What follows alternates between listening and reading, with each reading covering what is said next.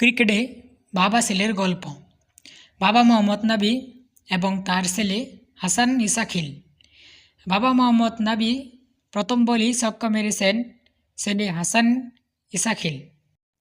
ছেলের কাছে হেরে যাওয়াকে নাকি বাবারা জয় মনে করেন।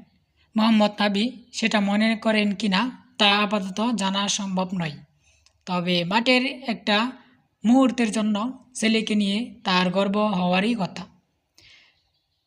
আফগানিস্তানে শুরু হয় ঘরোয়া টি-20 প্রতিযোগিতা শপাগিজা ক্রিকেট লিগ। 5 দলের এই টুর্নামেন্টে মুখোমুখি হয়েছিল দেশটির তারকা অলরাউন্ডার মোহাম্মদ নাবির দল মিস আইনাক নাইটার্স ও তার ছেলে হাসান ইসাখিলের দল আমু শার্কস। কাবুল আন্তর্জাতিক ক্রিকেট স্টেডিয়ামে অনুষ্ঠিত ম্যাচে বাবা নবির প্রথম বলেই বিশাল ছক্কা মেরেছেন ছেলে ইসাখিল।